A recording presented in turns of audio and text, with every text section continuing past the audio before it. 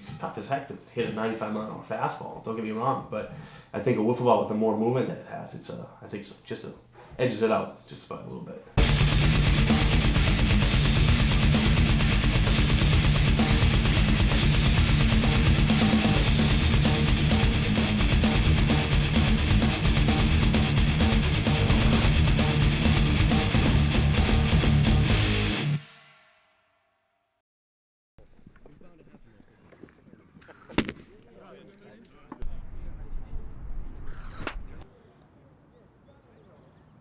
I think it's hard in baseball to hit a baseball, if you ask me. I mean, I was a decent hitter in high school and college, but I find wiffle ball against the top-notch pitchers is incredibly hard to hit. The movement, the speed, you got these guys throwing crazy pitches, sliders, screwballs, drops, changeup, everything. Nice pitch! Come on. You think about it, break it down, like if he's batting 300, it's like Ted Williams, batting 400. It's just tough.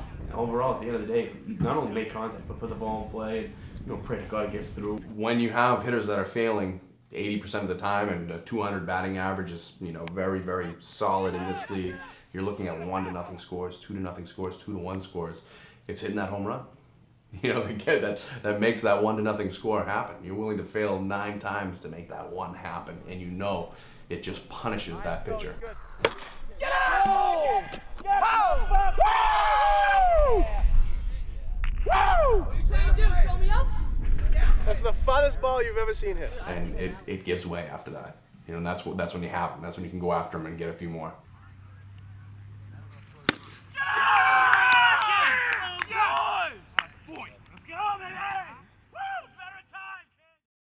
Giving away the secret. Hey, it's Wiffle's secret. I could go either way on the knife ball. It doesn't bother me. My philosophy is throw it up there and I'm going to try and hit it.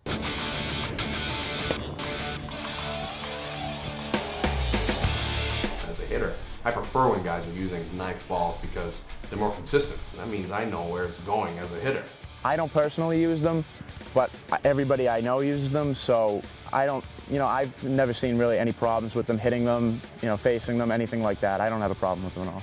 We started playing on concrete, and once we throw the ball around on the concrete, and once we break that in, it's fine for us. I don't use a knife ball. I kind of scuff it, rub them on the concrete or sandpaper.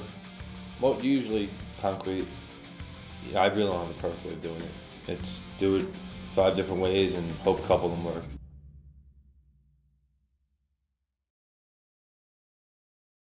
The internet's really what changed this game. It sort of brought everybody together. Now we know that there's a guy in Texas that loves the game. There's a guy in Florida. There's a guy in Chicago.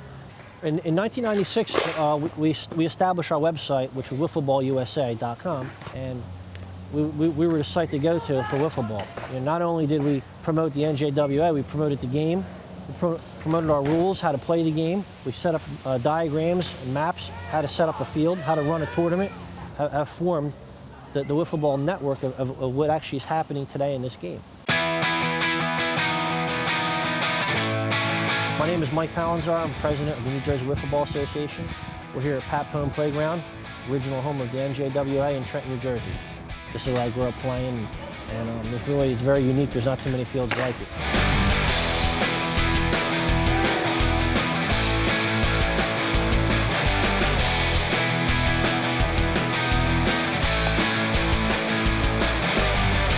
Once the NJWA formed, obviously we wouldn't be able to play in my backyard anymore, so we wondered what we can do. The park was close. We came out here. We made some modifications. The city, first of all, was ecstatic that we actually came out here, because this place was really run down. There was old basketball courts, broken glass, graffiti everywhere. The city helped us out money-wise. They painted with tennis court paint, got the lines real nice, and we actually did the physical work. We started the NJWA in 1990. We had a league here for 3 years, and we had tournaments out here from 95 probably to 2002. When we first started, when there really wasn't much out there, we were it. We actually outgrew this field. The tournaments that used to be held here would be 3 and 4 days long. So to get more teams, we do everything in one day, and this way more teams would play, and it just wouldn't work if we had all the games here. We'd never be able to finish in time.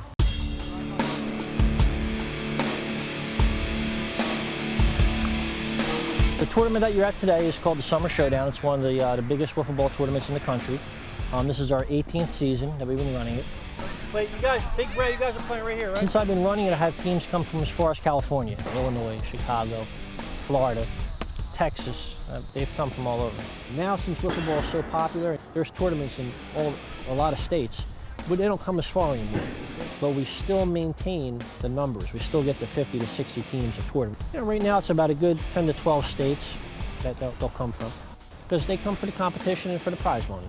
So can't beat the competition here, and we'll give them good money away for the winner.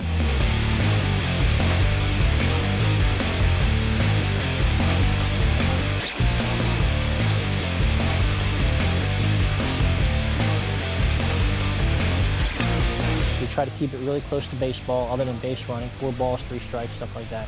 So it's a fun game. Everybody comes out and has a blast. There's nothing like it. You know, you could actually bat 15, 20, 30 times a game. It's a lot easier to play as far as you don't need a big field, you don't need a lot of equipment, it's inexpensive. I think a lot of people have the perception when I tell them, I'm running a wiffle ball tournament, they laugh, you know, well, how old are these kids that are coming? They're not kids. These guys are good at wiffle ball, you know, can't fault them for it. That's what they like to do, whether the guy's 45 or 25, is a good pitcher, that's what he does, you know, that's what this guy can do the best. That's why they're out here. It's very competitive, and if somebody doesn't believe it's competitive, come out here and see if you can hit the ball off some of these guys. I got it.